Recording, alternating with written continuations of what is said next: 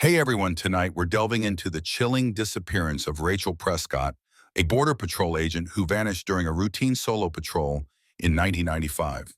Imagine, if you will, the vast, unforgiving desert stretching out silent, under a sky beginning to bruise with twilight. You're out there alone, the hum of your patrol vehicle, the only sound, and then nothing, just gone. Her last radio call cut short, her vehicle vanished, no trace found for over a decade. It's the kind of story that makes you wonder if you could ever truly vanish without a trace, if you could just poof out of existence and never be seen again. Spoiler alert, you might not survive this. So before you get too comfortable, take a moment to like the video and subscribe, but only if you actually enjoy what I do here. Let me know in the comments where you're tuning in from and what time it is for you right now. Now turn off the lights, maybe turn on a fan for some soft noise, and let's begin tonight's journey together. The arid silence of the desert held a secret for 11 long years, a secret buried deep beneath layers of sand in the relentless march of time. It wasn't until 2006, after a particularly brutal monsoon season, that the desert decided to give up its dead. I remember hearing about it like it was yesterday, though the specifics are a little hazy now. My memory isn't what it used to be, a gentle reminder that even our sharpest tools eventually dull with age, much like an old kitchen knife you keep meaning to sharpen, but never quite get around to. Anyway, the Department of Homeland Security chopper Airwatch 27 was doing its usual flood damage assessment over Sector D12. Pilot Tom Herron, a steady hand by all accounts, was just skimming the edge of a narrow wash, the kind of place that looks innocent enough from above but can hide a multitude of sins down below.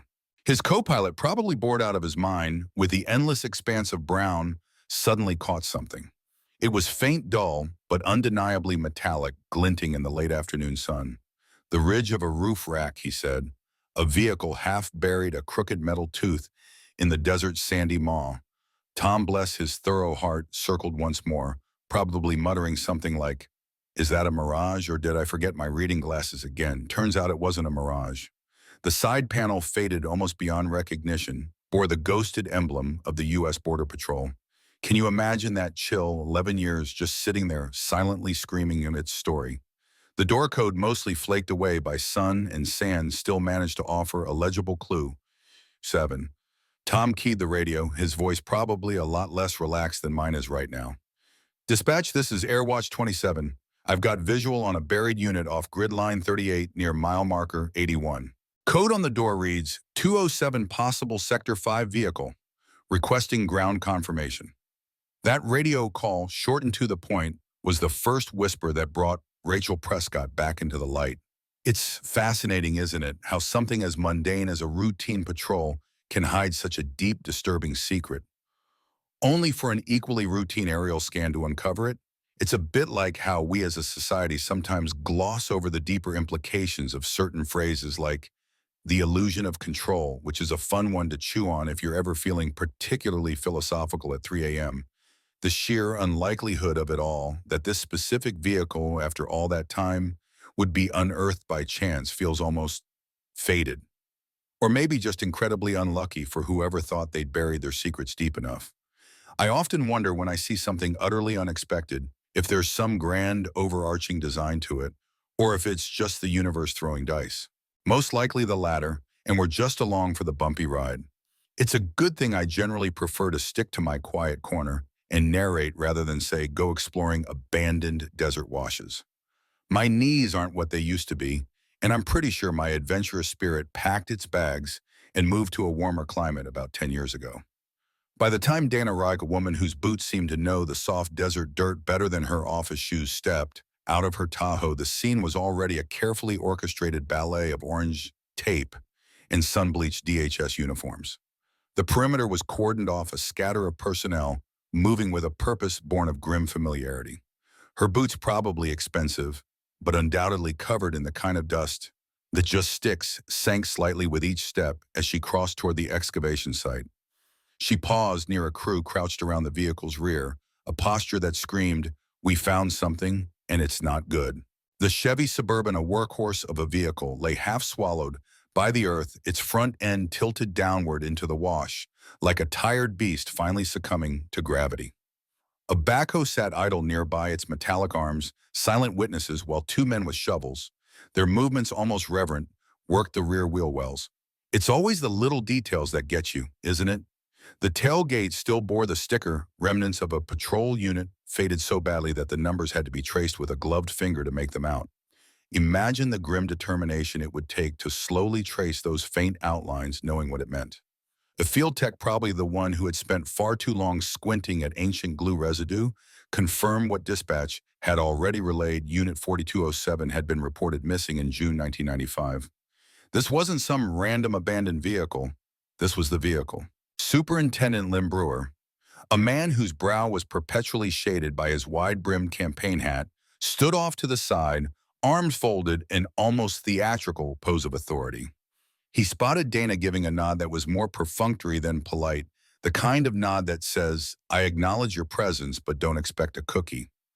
"Didn't expect to see you here," he said, his voice carrying the faint scent of stale coffee and bureaucratic fatigue. "They called me on me," Dana replied, her eyes locked on the unearthed vehicle. "I didn't volunteer." Brewer's gaze, probably attempting to convey a seasoned skepticism that frankly fell flat, dropped to the excavation. "Some rookie pilot thinks he found a fossil, probably an old repo unit that got washed off the road back in the day." Oh, the classic, "it's nothing, just old junk" deflection. That's a move as old as time itself, right up there with "my dog ate my homework" or "I totally meant to do that." It's a fascinating aspect of human behavior, this inherent tendency to downplay discomforting truths, almost as if denial could magically unearth a buried SUV. "It was still active when it disappeared," Dana said flatly, cutting through his BS like a hot knife through, well, not butter because it was a desert, more like a hot knife through slightly warm sand. Brewer didn't answer, probably because there wasn't a good answer to that was there. The vehicle groaned a metallic sigh of protest as the rear doors were forced open. Years of sand and corrosion had made the hinges brittle, and when the latch finally gave way, dust billowed out like the room temperature breath of a tomb. It's a chilling image, isn't it? The air thick with the past whispering secrets into the present. Donna, ever the professional, pulled her scarf higher over her mouth and stepped closer. Inside, the cargo liner had curled from heat and decay, dark patches staining the plastic dried brown red. A tech, probably holding his breath, stepped in with a portable light, his beam cutting through the gloom. "This is blood," he said after a moment, his voice hushed. "Too degraded to tell how much from here, but it pooled. Might have been there a long time." Dana stepped back, letting the scene absorb her. No animal signs, no signs of struggle, just time and silence. It's a peculiar human trait, the way we seek patterns and narratives in chaos. We constantly try to impose order on the world, even when the world is just being the world. One team documented the exterior moving with the methodical precision of an archaeological dig, while another began cataloging what remained inside. Dana stood beside the front passenger door, arms crossed, watching as a tech gently pried open the glove box with a flat tool. It's often the small, mundane objects that tell the biggest stories, isn't it? The everyday items that suddenly become profound artifacts. Out came a sun-warped incident, notebook weighing clumped and yellowed from humidity. The name on the cover was faded, but the faint blue ink on the first page read, "Prescott R. Author." Dates trailed off around mid-June. The cracked stub of a pen was still wedged into the spiral binding, a silent testament to a thought unfinished, a note unwritten. Next, the radio mic snapped at the base, its cord frayed and coiled behind the center console. Communication cut short, a universally understood symbol of trouble. The final item pulled out was a 40 SNW Border Patrol issued sidearm. The serial number miraculously was faint but intact. The magazine, when checked, was half empty. 3 rounds missing, the tech said, his voice flat. Dana said nothing, her gaze fixed on the driver's seat upholstery, long since shredded, the dashboard warped under years of heat. And then the final chilling detail, the keys were still in the ignition. It's truly a testament to the passage of time, how quickly material possessions degrade, yet the emotional impact of such discoveries remains as fresh as the day they happened. A fascinating observation for anyone contemplating the transient nature of existence. Wouldn't you agree? Brewer reappeared, hands on his hips, probably trying to project an air of Nothing to see here, authority, which frankly was failing miserably. This is going to stir up things that don't need stirring, he said, keeping his voice low, a conspiratorial whisper that felt entirely out of place in the vastness of the desert. You know how many agents we've had go off radar in that time frame? A dozen, maybe more. You try tying all of them to foul play, and we'll be buried in paperwork till retirement. Ah, the classic bureaucratic nightmare excuse. Because dead people are just inconvenient paperwork, right? Part 3. This wasn't a flood, Dana said here, her voice cutting through the dry desert air sharp as a freshly honed razor. She was not one for polite circumvention, a trait I've always admired. When you get to a certain age, you realize that beating around the bush is usually just a waste of everyone's precious time, which, let's be honest, is already in short supply. The radio was broken, the gun was drawn, the blood was in the back. You think she abandoned post and dumped her own truck? Brewer exhaled sharply through his nose, a sound that probably meant, this is inconvenient, more than this is profound, and looked away. It's a classic move, the avoidance of direct eye contact when confronted with an uncomfortable truth. My grandmother used to say, the eyes are the windows to the soul, and some people just keep the blinds drawn. A quirky little saying, but it always stuck with me. It's been 11 years, Dana, he mumbled, probably hoping the passage of time would somehow erase the damning evidence. That doesn't mean it didn't happen. Oh, the age-old fallacy of appeal to elapsed time. Just because a significant amount of time has passed doesn't magically invalidate the facts or the need for investigation. It's like saying your unpaid parking ticket from 2005 should just disappear because, well, it's 2025 now. Doesn't work that way, does it? They brought the vehicle out in stages, a painstaking process of extraction that felt less like recovery and more like an autopsy.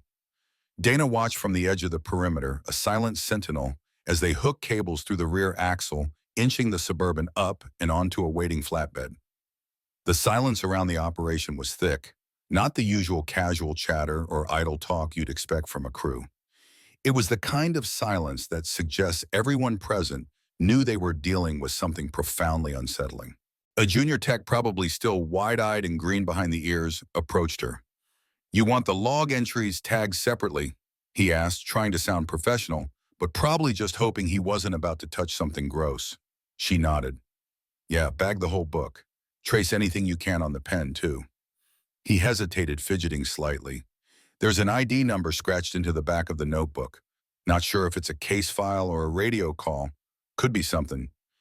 Donna, sensing the potential breakthrough, simply stated, "Mark it and copy it. Everything goes to evidence in Laredo. Every little detail, every scrap could be a thread. It's often the smallest, seemingly insignificant details that unravel the largest mysteries, like trying to find a specific crumb from a cookie you ate 3 days ago. You know it's there, you just have to look really carefully." As he left, Dana turned back toward the vehicle, a slight, almost imperceptible shift in her stance. One of the rear doors hung slightly ajar, a silent invitation to look inside one last time. She walked to it, braced a hand on the frame, and looked inside again. The air was dry as you'd expect in the desert, but it held a peculiar staleness she couldn't name. It was the smell of decay, of stagnant air, trapped for years, of a story paused mid-sentence. "Let's get it bagged," she said finally, her voice firm, resolute. The next scene finds Dana at the counter of some archive office, probably smelling faintly of old paper and forgotten dreams. She's waiting as the clerk behind the glass, a young man who looked to be in his late 20s with a fresh haircut and a badge clipped just a little too high on his chest, flip through a set of manila folders. He was clearly unimpressed with the urgency on her request form, probably thinking, another one of these special agents with their urgent requests. His nameplate read M. Sweeney, a classic archetype, the bored bureaucrat.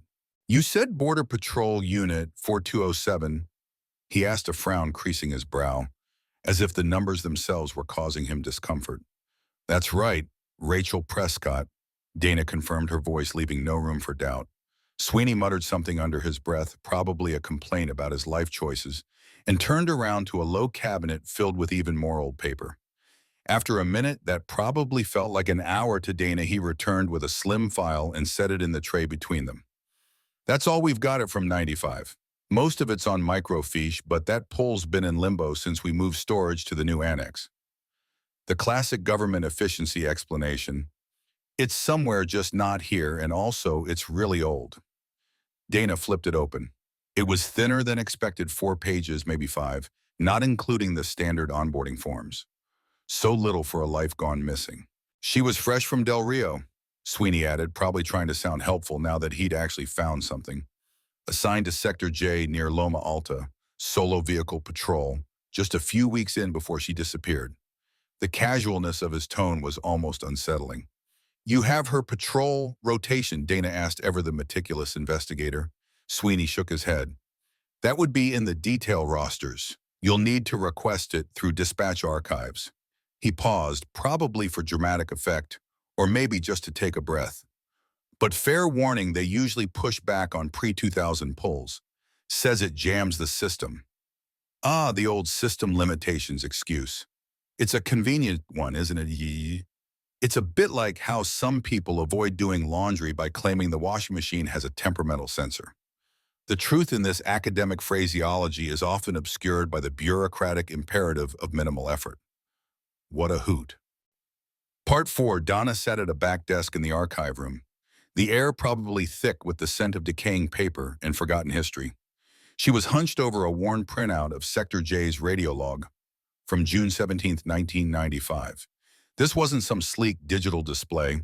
This was the real deal, probably photocopied so many times it was starting to lose its legibility, like a faded old photograph you pull out of a dusty album. Most of the calls listed were routine check-ins, the mundane rhythm of daily patrol, license checks, weather pings, the usual bureaucratic minutia that keeps an agency running. But then there it was, Rachel's last confirmed call came at 1842. Unit 4207 reporting vehicle inspection at Culvert 3, south of Checkpoint Charlie. The voice had been transcribed manually, a human hand attempting to capture the fleeting sound waves of a radio transmission. No audio remained after that. Just silence, no return call, no backup request, just dead air. It's truly a chilling thought, how a life can simply cease to register, leaving behind only the void of silence. It's like when you're talking to someone on the phone and the line just drops. Only in this case, it was a life that dropped. Dana scribbled the time and location on her notepad, her pen probably scratching a little too hard against the paper, a physical manifestation of her mental urgency. She knew the area. Culvert 73 cut through a dry channel near the border fence, isolated, hard to see from the main road. Back then, it was notorious for smuggling heavier cargo. Cash, weapons, people with names. Even now, only experienced agents patrolled it, and never alone. A single agent alone in a notorious smuggling corridor making a routine vehicle inspection. Something felt off, like a discordant note in a familiar melody. It's a good thing I prefer my mysteries from the safety of my microphone. I'm pretty sure my adventurous phase ended with me trying to assemble a particularly stubborn piece of IKEA furniture. She flipped back to the vehicle roster for that day. Rachel's assigned road had her heading east, a standard sweep, but the log showed her veering 2 miles south around 1720, almost an hour and a half before her last call. No explanation. This, my friends, is what we in the business call a discrepancy. It's the kind of detail that screams, "Hey, pay attention to me," louder than a teenager trying to get their parents' attention with an impromptu rock concert. Finding Westbrook was a stroke of detective brilliance, or maybe just persistent legwork. Dana located him at a used tire shop he ran out of a side lot in Roma. He was hunched over a wheel balancer, hands stained with grease and age, the kind of hands that tell a story of hard work and countless tire rotations. When she introduced herself and explained the case, he wiped his palms on a towel, probably leaving a greasy smudge, and leaned against the counter. "I remember Prescott," he said, his voice raspy with years of inhaling tire dust. "Young, quiet, didn't drink, didn't gossip. Got assigned out of sequence, but that happened a lot back then." Her route changed the day she disappeared. "You remember why?" Dana pressed, trying to jog his memory. "No idea," Westbrook replied, shaking his head. "Assignments were manual. Sanders handled that week's dispatch." "Calvin Sanders?" Dana asked, her mind already putting pieces together. Westbrook nodded. "Yeah, transferred out a few years later. Quiet guy, kept to himself." Ah, the quiet ones. Always the quiet ones. It's a sociological curiosity, this tendency for individuals with reserved dispositions to be overlooked, yet sometimes possess significant information. It's a testament to the fact that often the most unassuming characters in any narrative hold the keys to the biggest secrets. It's a lesson I learned early on. Never underestimate the power of a quiet observation. I once saw my cat, who is usually quite reserved, perform an elaborate ninja-like maneuver to steal a piece of my toast. It was truly magnificent. Dana pulled out a copy of the presumed resignation letter Rachel's family had received. "You signed this?" she asked, presenting it to Westbrook. He squinted at the document, probably more accustomed to reading tire sizes than official correspondence. "Doesn't look like my pen, probably drafted by admin and pushed through. We didn't exactly make a show of missing persons back then." A rather chilling admission, isn't it? The casual dismissal of a human life simply swept under the rug as a resignation. "What do you remember about the search?" Dana pushed her voice flat, betraying no emotion. "There wasn't one," he said flatly, his words hanging heavy in the dusty air. "Not a proper one anyway. They classified her as AWOL within 48 hours. Claims she probably crossed over or ran to where—" He shrugged, a gesture of helplessness. "No one asked." No one asked. Two words that spoke volumes about the casual indifference and potential complicity that surrounded Rachel's disappearance. It's enough to make you sigh deeply and perhaps question the very fabric of institutional accountability. But let's not get too philosophical. It's a Tuesday evening after all. Part 5, the next morning, the air in the Laredo office was thick with a tension that had nothing to do with the stale coffee brewing in the corner. Dana Reich leaned back in her chair, the faint hum of the air conditioning a monotonous backdrop to her thoughts. On her desk, a printout of Rachel Prescott's background lay beside a grainy photograph of the young agent, her smile frozen in time, oblivious to the decades of desert sun and silence that awaited her. It's always a strange feeling, isn't it? Looking at a picture of someone who's gone, knowing their story ended in a way they never could have imagined. Like looking at an old map and knowing the destination was a dead end. Her phone buzzed. It was Sanders, the dispatcher from 95. The man whose signature, or lack thereof, on Rachel's roster had caught her eye. He sounded reluctant, to put it mildly. "Look, Dana," he began, his voice a low grumble, probably trying to sound inconvenienced rather than worried. "I just got off the phone with Brewer. He told me to tell you that the assignment changes were standard operating procedure back then. Nothing to see here, just a reroute. Happens all the time." The casual dismissal was almost offensive. "You personally rerouted her," Dana stated, not asking but affirming. There was a beat of silence, just the faint crackle of the phone line, like a tiny desert fire refusing to go out. "I don't remember," he mumbled, the classic memory lapse of someone caught in a lie. "It was 11 years ago. I routed dozens of agents a day." "No," Dana countered, her voice calm but firm. "I checked the logs. Prescott was the only one that day with an unexplained route change." Another pause. You could almost hear the gears grinding in his head, trying to come up with a new excuse. I I think she was checking out a tip," Sanders finally offered, his voice barely above a whisper, as if the desert walls themselves might be listening. "Off the books. Some informant mentioned something suspicious in the wash near Culvert 73. "Who was the informant?" Dana pressed her pulse, quickening slightly. This was it, the first crack in the wall of silence. "I don't know," he said too quickly. "I never saw him. He used a burner. Called in, gave the coordinates, said, 'Tell 4207 to check it out ASAP.' That's it." The whole story reeked of manufactured convenience. An anonymous tip, a sudden reroute, a vanished agent. It was almost too neat, like a badly written screenplay. This whole scenario, from the off-the-books tip to the convenient memory lapse, illustrates a classic case of what one might academically term cognitive dissonance in institutional memory. Basically, it's easier to deny or forget inconvenient truths than to confront them, especially when they might implicate you.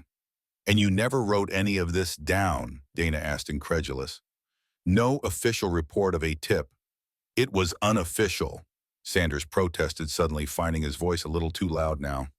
"Off the books means off the books. It was a good faith tip. We had to check it out. You know how many false alarms we get." He was clearly agitated, defensive, a sure sign of something to hide. It's a funny thing about human nature. The louder someone protests their innocence, the more you start to wonder. Like when my neighbor insists his dog never barks, even though I hear it serenading the moon every night. Dana considered his words. If it was a genuine tip, even an unofficial one, it should have been cross-referenced. What about a follow-up? Did anyone check in on her after the call? No. Sanders admitted, his voice deflating. Like I said, she was classified AWOL. End of story. Don't go poking around things that are long dead, Dana. Some secrets are better left buried. The thinly veiled threat hung in the air, a stale metallic taste. He hung up. Dana sat for a long moment, the silence of the room amplifying the thump of her own heart. The pieces weren't fitting, not yet.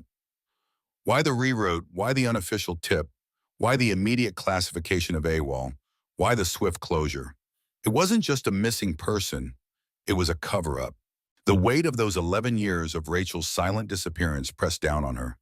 It felt like an old familiar ache, the kind that comes with knowing that sometimes justice is delayed or, worse, denied altogether.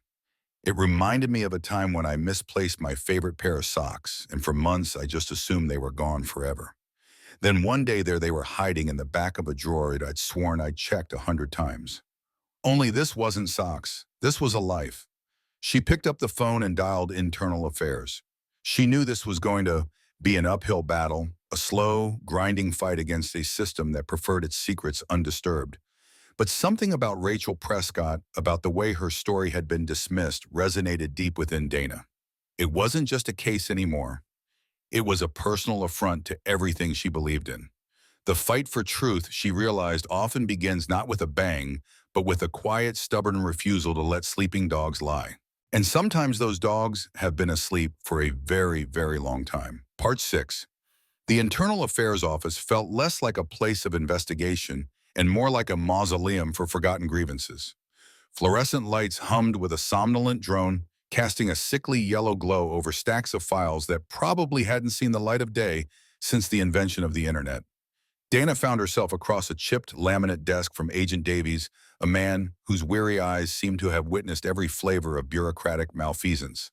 He listened to her account of the rerouted patrol, the unofficial tip, and Sanders's evasiveness with a practiced neutrality that spoke volumes about his years in the job. It's a bit like watching a particularly skilled poker player. You can tell they're processing everything, but their expression gives absolutely nothing away. My own poker face is legendary, mostly because I just look confused all the time. So you're alleging a cover-up, Agent Reich? Davies finally asked, his voice flat, devoid of inflection. It was less a question and more a statement, a challenge laid bare. Dana met his gaze unflinching. I'm alleging that Rachel Prescott's disappearance was not properly investigated and that crucial information was deliberately withheld or ignored. She placed the printout of Rachel's patrol log and Sanders's interview notes on his desk. The official explanation that she went AWOL doesn't align with the evidence found in her vehicle nor with the discrepancies in her last known movements. Davies picked up the papers, his fingers tracing the lines of text with a detached air. He flipped through them, pausing at the sections Dana had highlighted. And this dispatcher Sanders. You believe he's withholding information? Dana nodded. I believe he was involved in something he wants to keep buried. His story about an anonymous tip doesn't hold up, and his immediate classification of her as AWOL strongly suggests an effort to close the case quickly. Davies leaned back, a creak of protest from his chair echoing in the quiet room.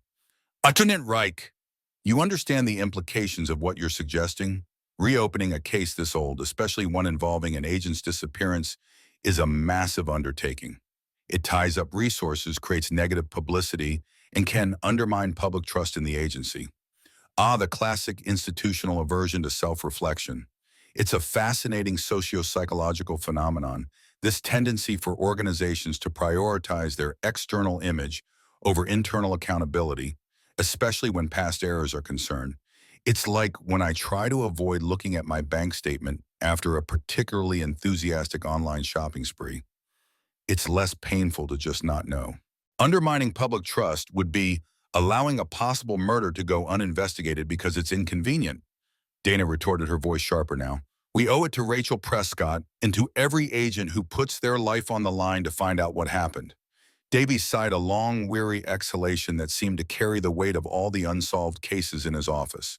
All right, I'll open a preliminary inquiry, but I'll need more than just a gut feeling and some old log entries. You'll need to find something concrete, something that points definitively to foul play and to a deliberate cover-up. It was a concession, a small crack in the bureaucratic facade, but a crack nonetheless. Dana knew it was just the beginning. The road ahead would be long and frustrating, filled with dead ends and reluctant witnesses. But for Rachel, she would push. She left Davy's office feeling a strange mix of relief and renewed determination. The desert, with its vast emptiness, now seemed to hold not just a physical void, but also a moral one. The casual dismissal of Rachel's life, the systemic indifference it gnawed at her. On her way back to her own office, she passed by a bulletin board plastered with flyers for various agency events and notices. One in particular caught her eye: retirement party for Supervisor Calvin Sanders, 30 years of dedicated service. Below it was a photo of a smiling Sanders looking much younger, shaking hands with a high-ranking official. The date of the party was in 2 weeks, a peculiar quirk of timing, wouldn't you say, almost as if the universe was offering a perfectly wrapped, albeit slightly dusty gift. It's a good thing I never got into party planning. I think the stress would turn my hair gray faster than a government investigation. This new piece of information, the imminent retirement, added another layer of urgency to her investigation. Sanders was about to slip away, to vanish into the quiet anonymity of retired life, taking his secrets with him. If she was going to get anything out of him, it had to be now. It's a fundamental principle of investigative work that the window of opportunity for obtaining critical information often narrows significantly with the passage of time, especially when key individuals are about to become less accessible. This isn't just about aging gracefully, it's about making sure justice doesn't retire before the truth comes out.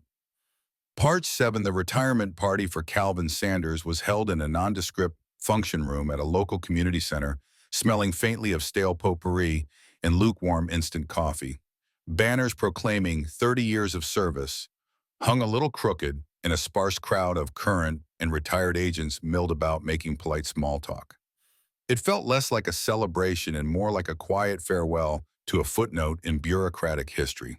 Dana Reich, dressed in plain clothes, stood by the punch bowl nursing a plastic cup of suspiciously pink liquid. She felt out of place, an unwelcome ghost at a gathering of the living. It's a funny thing about these events. They often serve as a social lubricant, making people just a little bit more relaxed, a little more willing to let their guard down. A quirky fact about human psychology: the presence of free food often lowers inhibitions, probably because our primal brains are screaming, "Feast while you can." She spotted Sanders near the cake, accepting a cheap plaque with a forced smile. He looked older than in his photo, his face etched with the weariness of 3 decades spent pushing paper. She waited for the polite applause to die down, then approached him. "Supervisor Sanders." She began, her voice low and even.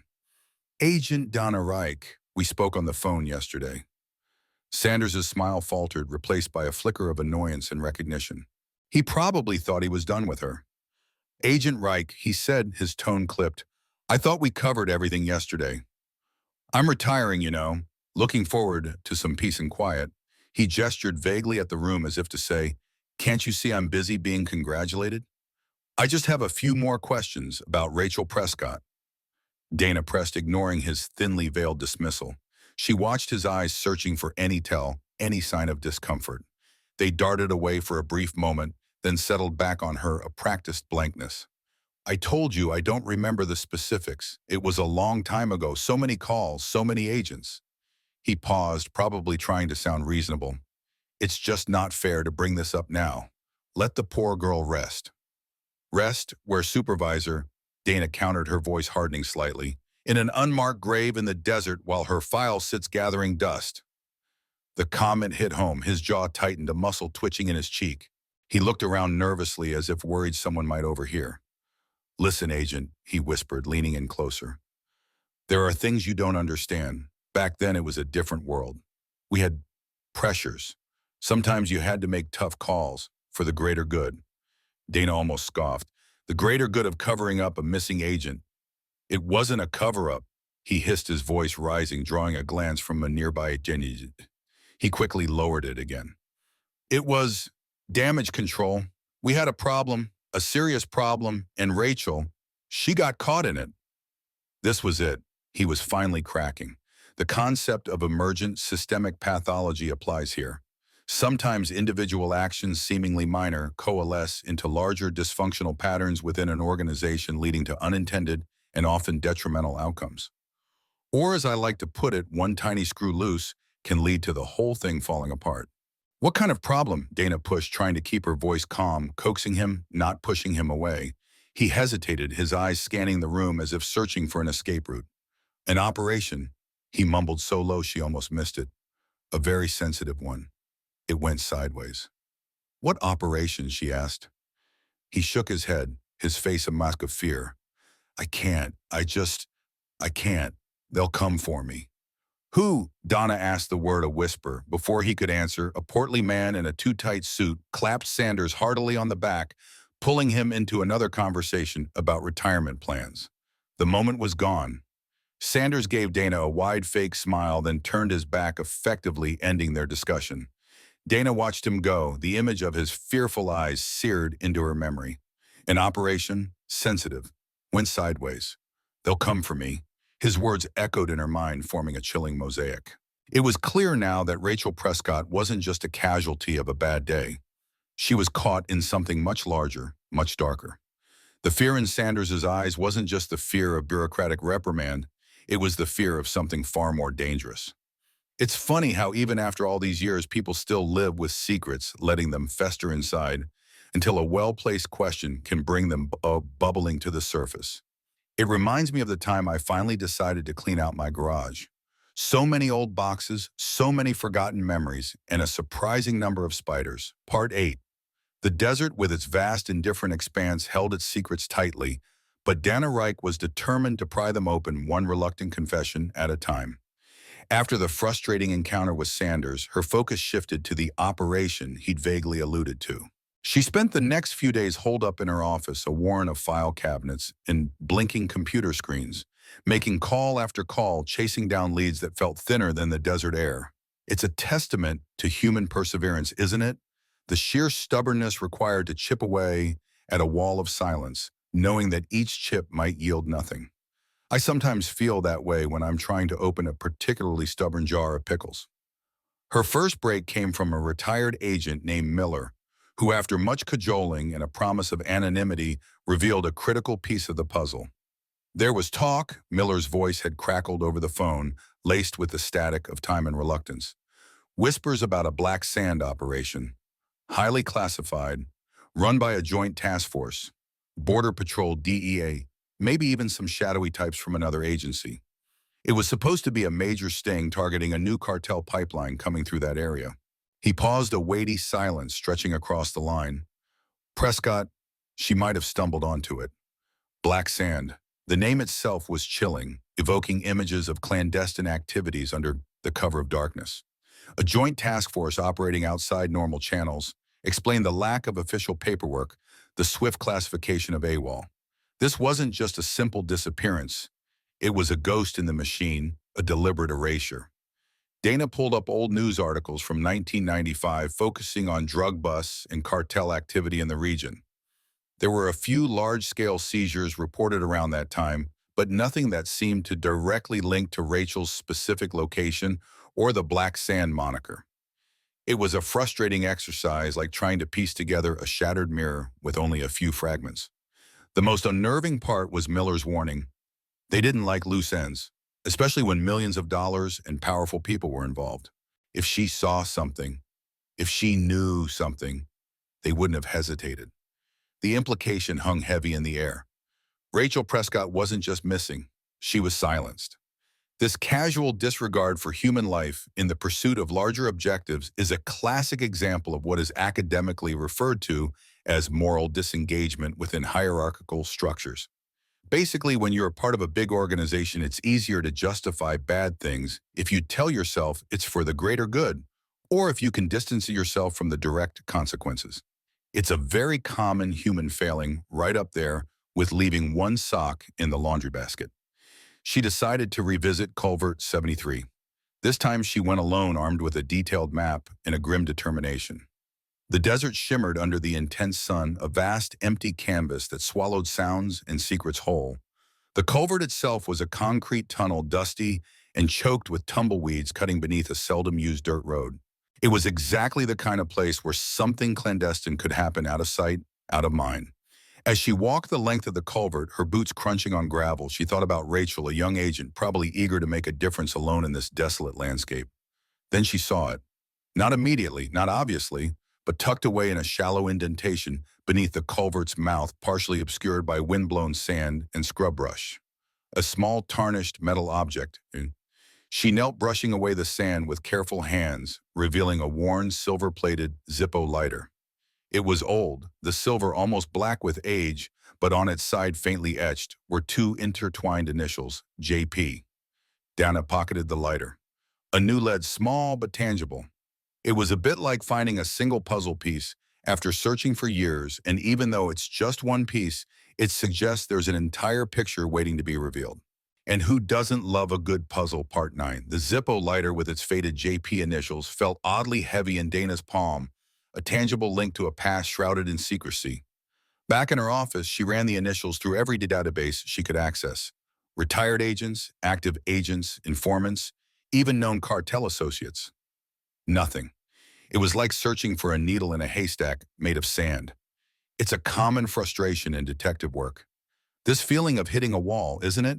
It reminds me of the time I tried to find that one specific episode of a TV show I vaguely remembered from my childhood. Hours, I tell you, hours wasted only to realize it was a dream. Or maybe it was just a fever dream, brought on by too much late-night pizza. Then a thought, a nagging whisper in the back of her mind. What if JP wasn't a person? What if it was something else, something related to the operation itself? She pulled up more information on the black sand rumors. The informal channels, the hushed conversations painted a picture of an operation so sensitive, so deeply buried that even mentioning it could invite trouble.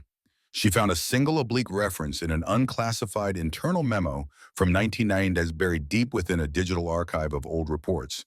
It was a seemingly innocuous budget request for Joint Patrol Initiative, Phase 2. The initiative code, JPIA. The memo mentioned a key asset and operational parameters.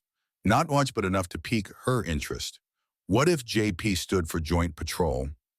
It was a long shot, but in the absence of anything else, it was a thread. Her next step was to visit the Border Patrol's informal graveyard of retired vehicles.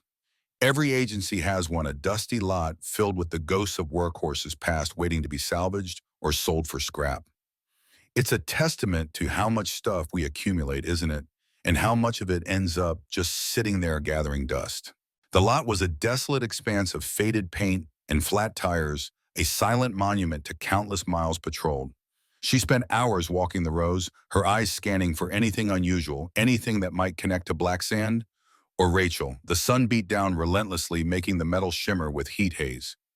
Just when she was about to give up, her gaze snagged on something familiar. In a far corner, partially hidden by a rusted chain-link fence, sat a heavily modified patrol vehicle. It wasn't a Suburban like Rachel's, but a larger, older model pickup truck painted a dull, non-standard gray. It looked like it had been through a war zone. The front grille was bent, the passenger door was dented and scarred, and the back tires were flat. What truly caught her attention, however, were the faint, almost imperceptible remnants of a decal on the side. A stylized image of a desert scorpion, its tail poised to strike, and beneath it the words, Joint Patrol. Her heart hammered against her ribs. This had to be it. Joint Patrol, just like her theory from the memo. And then as she moved closer, a glint of metal under the driver's seat. She knelt, peering into the dusty interior, and saw it. A glinting object wedged between the seat and the console. She reached in, pulling out a tarnished silver Zippo lighter. This one was identical to the one she'd found at Culvert 73, down to the same JP initials etched into its side. This was no coincidence. The identical lighters found in two locations connected to Rachel's disappearance, and a classified operation screamed intentionality. This wasn't just a quirky fact, it was a smoking gun, or at least a flickering flame. The intellectual paradigm here revolves around the principle of convergent evidence, where multiple independent lines of inquiry, or disparate pieces of information, when pointing towards the same conclusion, significantly strengthened the overall hypothesis. Basically, when all the weird little clues start lining up, you know you're onto something. Like when all the crumbs lead to the cookie jar.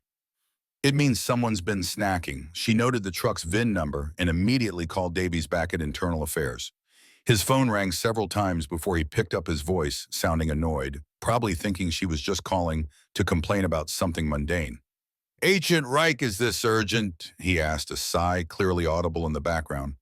"I'm looking at a vehicle VIN number JPT007 in the impound lot," she said, cutting straight to the chase. "It's a heavily modified pickup, and I just found another Zippo with JP initials inside it, just like the one I found at Culvert 73. There was a long silence on Davies's end, the kind that indicated he was no longer annoyed but suddenly very, very interested. JPT007, he finally repeated, his voice low, a trace of something new there. That's the designation for a vehicle used by a specialized unit back in the 90s. Classified. He paused again. "Meet me at my office and bring those lighters." The case was no longer just about Rachel Prescott. It was about something far larger, far more dangerous. Part 10. The atmosphere in Davies' office was palpably different now. No longer the weary apathy of bureaucratic routine, but a taut, almost electric tension. The two identical Zippo lighters lay on his desk like tiny silver accusations, their JP initials stark against the polished wood. Davies picked one up, turning it over in his fingers, his usual detached demeanor replaced by a furrowed brow. "This is bad, Agent Rake," he said, his voice barely a whisper. "This is very, very bad. It's a particular kind of dread, isn't it? The one that washes over you when a vague suspicion solidifies into a concrete, undeniable threat. Like when you're sure you locked the front door, but then you get that little chill down your spine and suddenly you're not so sure."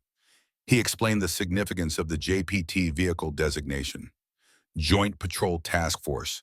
He clarified, his gaze fixed on the lighter. It was a highly classified initiative back in the mid-90s aimed at disrupting a major drug pipeline. Operatives were drawn from multiple agencies, given carte blanche, essentially operating outside the usual chain of command. Very few people knew the full scope. He then dropped the real bombshell, the JP, on these lighters. It was an unofficial calling card, a way for the operators to identify themselves to each other without using names or official badges when they were deep undercover. It signified direct involvement in the Black Sand operation. Black Sand. The name echoed the rumors Miller had shared, but now it was confirmed, given weight by an internal affairs agent who had clearly been holding on to this information for years. So Rachel Prescott, Dana began connecting the dots. She stumbled onto this operation, didn't she? That's why Sanders rerouted her. That's why her vehicle was buried. That's why she was classified AWOL. Davies sighed, running a hand over his face. It's the most logical conclusion. If she saw something or someone she wasn't supposed to, a rogue element, a compromised asset, anything that could jeopardize the mission, they wouldn't have hesitated to neutralize the threat and then cover it up. The grim reality settled over them, heavy and suffocating. It was a classic example of the collateral damage of clandestine operations, where the pursuit of a larger strategic objective can inadvertently lead to the sacrifice of individual lives, often with subsequent efforts to erase any trace. It's a chilling thought that someone's life could be deemed a mere threat to an operation and then just disappear. Makes you wonder what other secrets are buried out there, doesn't it? Who were the key players in Black Sand? Dana asked, her voice tight with suppressed anger. Who had the authority to order something like this? Davies hesitated, looking genuinely uncomfortable. That's where it gets complicated. The operation was compartmentalized. Each agency involved had their own oversight, but the overall lead, the person with ultimate authority, was a man named Silas Blackwood. The name hung in the air, a dark presence. He was a legend back then, ruthless, brilliant, and absolutely dedicated to his mission. No one ever questioned his methods because he always got results. He was also known for his unconventional associates. He paused. He retired shortly after Black Sand concluded, disappeared off the map. "And you just let him go?" Dana asked, incredulous. Davies met her gaze, his eyes weary. "Agent Reich, you have to understand the political climate back then. The war on drugs was escalating. We were pushing for results. Blackwood had powerful allies. Bringing him down would have caused a political earthquake, exposed the entire operation, and potentially damaged interagency relations beyond repair. Sometimes you pick your battles, and sometimes you just look the other way. It was a moment of aging-related wisdom from Davies, the cynical truth of how power operates, often sacrificing justice for perceived stability. It's a bitter pill to swallow, knowing that expediency can trump ethics. Like when you decide to just buy new socks instead of pairing all the single ones you have. Easier but morally questionable. Dana stood up, her mind racing. Blackwood, the lighters, Sanders' fear. It was all converging into a terrifyingly clear picture. "Where is he now?" she asked, her voice firm. Davies shrugged, a helpless gesture. "No one knows. He vanished. Some say he went off-grid, living a quiet life somewhere. Others say he's still out there pulling strings from the shadows." He looked at the lighters on his desk. "But if you're right, if Rachel was sacrificed for black sand, then finding Blackwood is the only way to get answers. And frankly, Agent Rice, that's a dangerous path." Dana nodded. She knew. But for Rachel and for the integrity of the badge, she had to walk it. Part 11, the search for Silas Blackwood was like trying to find a whisper in a hurricane. Dana Reich pored over old databases, obscure government publications, and even online forums dedicated to retired intelligence operatives. A surprisingly active corner of the internet full of people who seem to know a little too much about things they shouldn't. It's always fascinating, isn't it, how the internet acts as a repository for so much information, both useful and utterly useless, sometimes simultaneously. It's a good thing I don't have to navigate that rabbit hole. I'd probably get distracted by cat videos for days. Her breakthrough came from an unexpected source, a grainy, undated photograph buried deep within a defunct agency newsletter from the late 90s, the kind of publication no one ever really reads. It showed a group of agents fresh-faced and smiling at a commendation ceremony. And there in the background, out of focus, was a familiar face, Silas Blackwood, looking younger, but unmistakably him shaking hands with a man who had a distinctive, almost hawk-like nose and a full head of silver hair. The caption beneath the photo simply read, "Director Thompson congratulates retiring agents." Director Thompson. The name resonated with a faint echo of familiarity. Dana remembered him as a highly respected, if somewhat enigmatic figure who had been instrumental in shaping Border Patrol policy in the 90s. She tracked down Thompson, now well into his 80s, living in a secluded, sprawling ranch in rural Arizona, the kind of place where the silence is so profound it feels like a physical presence. He was frail, his memory a patchwork of vivid recollections and hazy blanks, but surprisingly lucid when prompted. She showed him the photo. His eyes, though clouded by age, seemed to sharpen.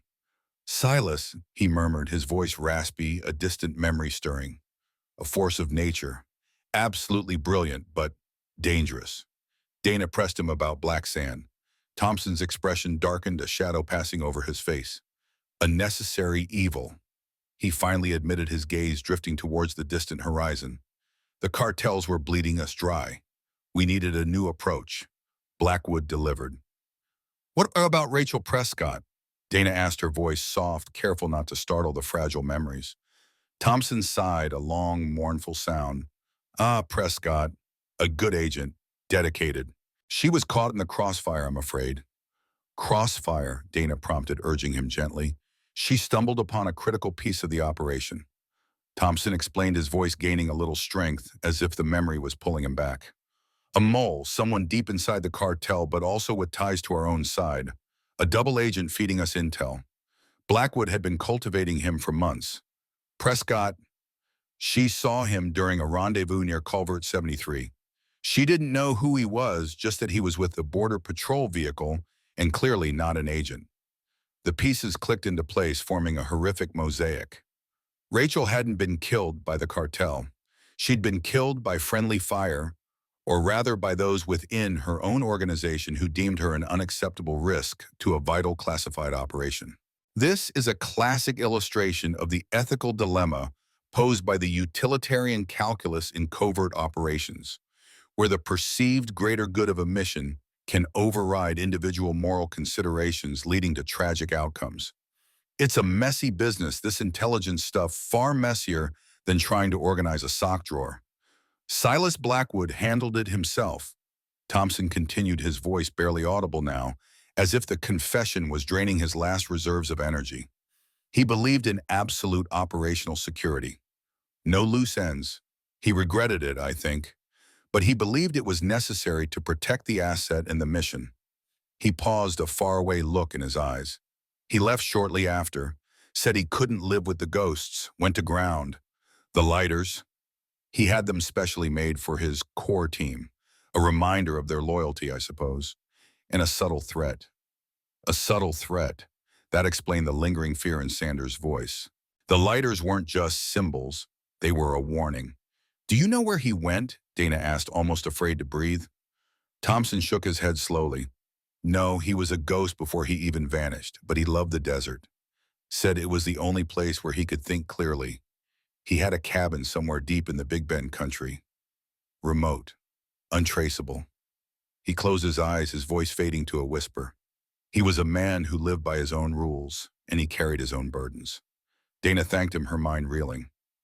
The truth, when it finally emerged, was far more brutal than she had imagined. Rachel Prescott wasn't just a casualty. She was a sacrifice offered up on the altar of national security. Part 12. Armed with the fragile lead of a cabin in Big Bend, Dana Reich embarked on a new kind of hunt, one that traded concrete clues for informed speculation in the vastness of the Texas desert. Big Bend. It's a place that swallows up time and people, a landscape of raw, untamed beauty that feels both ancient and indifferent. It's the kind of place where a man who wants to disappear can truly become a ghost. I've always found it fascinating how certain environments seem to perfectly reflect the inner turmoil or desires of the people who seek refuge there. It's almost like the desert itself holds a subtle psychological power. She started by cross-referencing old land deeds and remote property records, a tedious process that quickly made her eyes glaze over. It was like sifting through every grain of sand in the desert, hoping to find a single specific pebble. My patience for that kind of detailed work ran out somewhere around the time I realized my phone had more processing power than my first computer. She looked for properties purchased around the mid-90s by individuals or shell corporations with vague names, anything that might hint at a clandestine acquisition. It was a needle in a haystack, a tiny pinprick of data in a vast empty wilderness, then a flicker of something. A property purchased in 1996, a year after Rachel's disappearance and Blackwood's alleged retirement.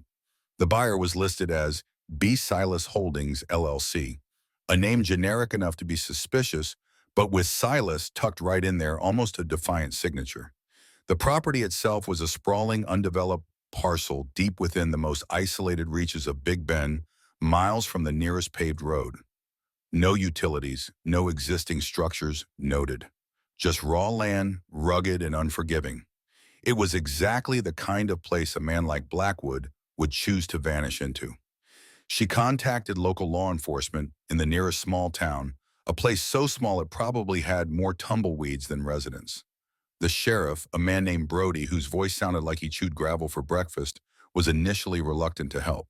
"We don't get much in the way of fugitive types out here, Agent," he drawled, clearly bored. "Mostly just folks trying to get away from the big city life."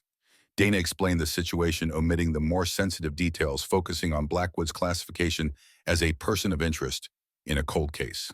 The mention of a federal agent's disappearance seemed to pique his interest, if only slightly. "Blackwood, you say?" Brody mused. "Name sounds familiar. There was an old recluse out that way for a while. Had a knack for staying hidden. Never bothered anyone, so we never bothered him." "Did he have a cabin?" Dana asked, a surge of hope rising in her. "Rumor had it," Brody replied, "but no one ever saw it. Just stories.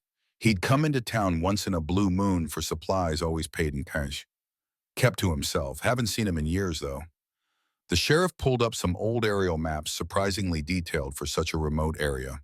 He pointed to a small, almost invisible clearing tucked into a deep canyon. "If anyone built out there, that's where they'd do it. Hard to get to. Only one way and one way out. The perfect place for a man who didn't want to be found." It's a compelling concept, the idea of a self-imposed monastic seclusion where an individual intentionally removes themselves from societal interaction, often driven by profound personal reflection, or as, in this case, a desperate need for anonymity. Or maybe they just really like peace and quiet. Donna thanked him, her mind already racing. She rented a sturdy four-wheel drive vehicle, packed enough supplies for a few days, and set out for Big Bend. The journey was long and arduous, the dirt roads unforgiving, the landscape vast and empty. The silence of the desert pressed in on her, a profound quiet broken only by the hum of her engine and the crunch of tires on gravel. It was a silence that could either bring peace or drive you mad. For Donna, it sharpened her focus, making her feel closer to Rachel, closer to the answers. As she drove deeper into the canyons, the terrain grew more rugged, the sense of isolation more profound.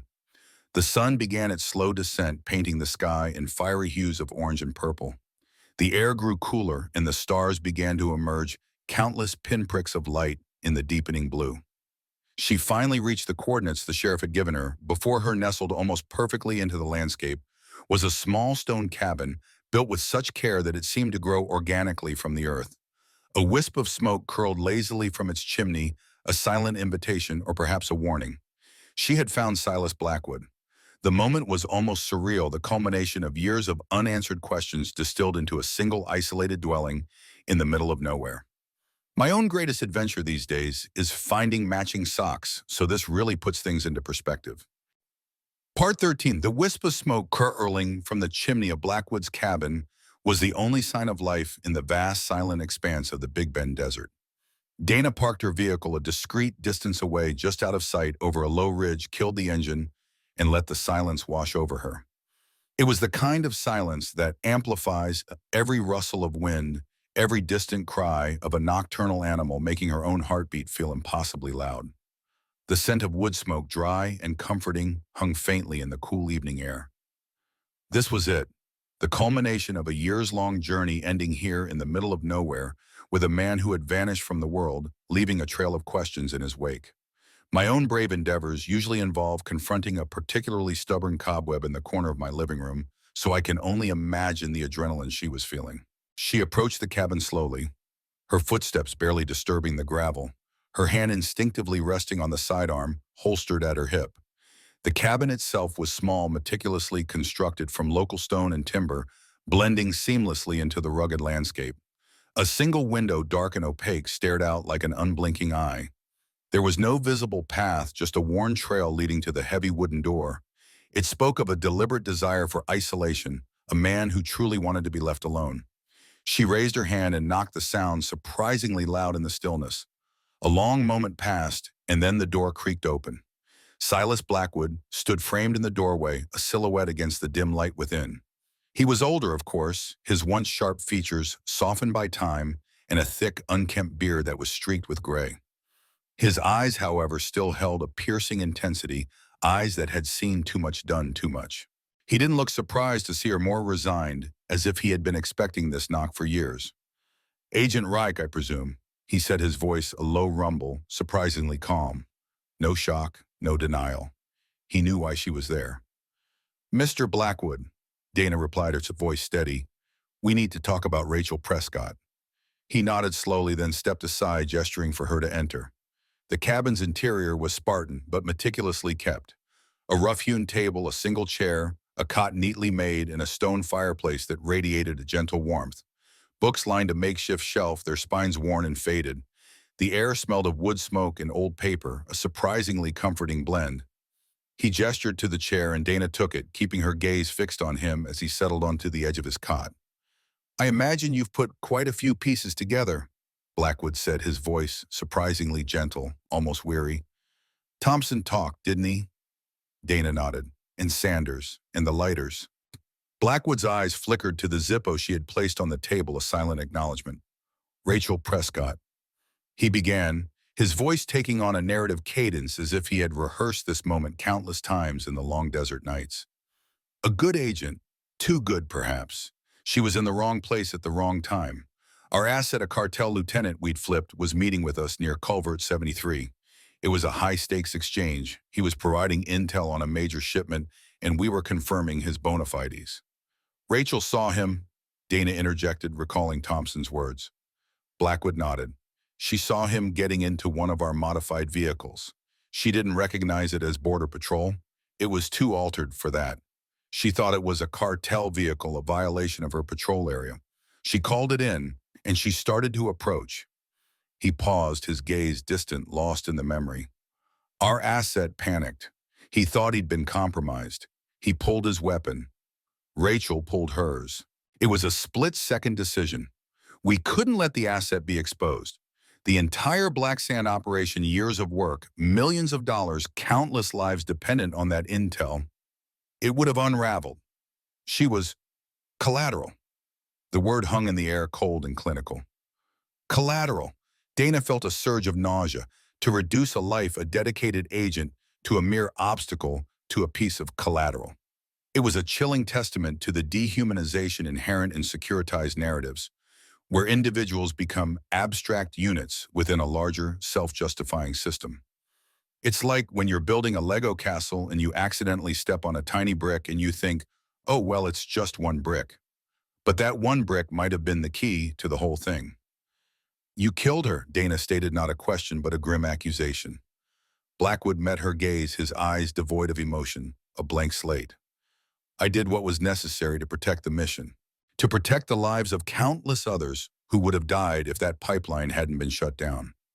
It was a terrible choice, Agent Reich, but it was my choice, and I live with it every day. The raw, stark honesty was almost more disturbing than outright denial. He wasn't asking for forgiveness, just stating a perceived truth. He continued, his voice a low monotone, recounting the chilling aftermath, burying the vehicle, fabricating the AWOL report, ensuring Sanders and others kept silent with subtle threats and the pervasive fear of official repercussions. The lighters, he explained, were a reminder to those involved, a reminder of what we had done and what we were capable of, a pact of silence. The air in the small cabin grew heavy with the weight of unspoken grief and unfathomable choices. Part 14. The confession hung in the air, a stark, unvarnished truth laid bare in the quiet solitude of Blackwood's cabin. Dana felt a strange mix of emotions, relief at finally having answers, but also a profound sorrow and anger at the brutal, pragmatic nature of those answers. And the mole, she asked, her voice tight, the asset, who was he? Blackwood shook his head, a faint, almost imperceptible tremor passing through his frame. That Agent Reich is a secret that goes with me to the grave. He served his purpose. He delivered. His identity protected the lives of countless agents and civilians. Revealing him now would accomplish nothing but further damage. His refusal to name the mole, even after confessing to Rachel's murder, was a chilling demonstration of his unshakable commitment to operational security, a twisted code of honor that had led to so much tragedy. It's a fascinating, if disturbing, aspect of certain professional mindsets, the absolute prioritization of mission objectives above all else, including individual lives and moral considerations. This can be viewed through the lens of teleological ethics, where the morality of an action is determined by its outcome rather than the intrinsic nature of the action itself. Basically, if the end justifies the means, then any means is acceptable. A truly terrifying concept when applied to real life. My own ethical dilemmas usually revolve around whether to eat the last slice of pizza, a significantly less life or death situation, thankfully. You knew this day would come, didn't you? Dana asked, her gaze fixed on him. Blackwood offered a faint, almost imperceptible smile, devoid of humor. I knew it was possible. The desert always gives up its dead eventually, and I always believed someone like you would keep digging. I suppose I wanted to be found, to finally unburden myself, even if it meant facing the consequences. He looked around his small cabin, a gesture that conveyed a profound sense of isolation. This life, this silence, it's a different kind of prison. But I deserved it. And Rachel, she deserved the truth. He stood up and walked to a small, heavy chest tucked away in a corner. He opened it, revealing not gold or jewels, but stacks of meticulously organized papers. Old reports, maps, coded communications. He pulled out a thick, leather-bound journal. This, he said, handing it to Dana, is my full account. Every detail, every decision, every regret. It contains the truth about Black Sand, about Rachel, and about the choices I made. He looked at her, his eyes surprisingly clear. I ask only one thing. When you bring me in, make sure my story is told. Not just the part about Rachel, but the whole truth about what Black Sand accomplished and the sacrifices that were made. For better or worse, it saved lives. Dana took the journal its weight, a tangible representation of the secrets it contained. She knew this was a significant moment, a rare glimpse into the hidden world of covert operations and the heavy price paid by those who live within it. It was a strange twist, the killer handing over the evidence that would seal his own fate. It reminded me of those old movies where the villain gives a long, dramatic monologue before being apprehended. Except this was real and the monologue was contained within the pages of a book. "I can't promise anything, Mr. Blackwood," Dana said honestly, "but I will ensure the truth as you've presented it is part of the official record." He nodded, accepting her answer. "That's all I can ask for." He then turned and walked to the window, gazing out at the darkening desert, his silhouette framed against the last vestiges of twilight. "It's a beautiful night, isn't it? The desert at night, Isham. It has a way of putting things into perspective, makes you feel small, insignificant, and yet every grain of sand has a story. Every star has a purpose."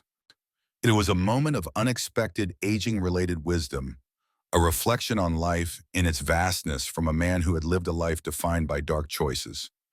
Dana pulled out her phone. "Silas Blackwood," she said into the receiver.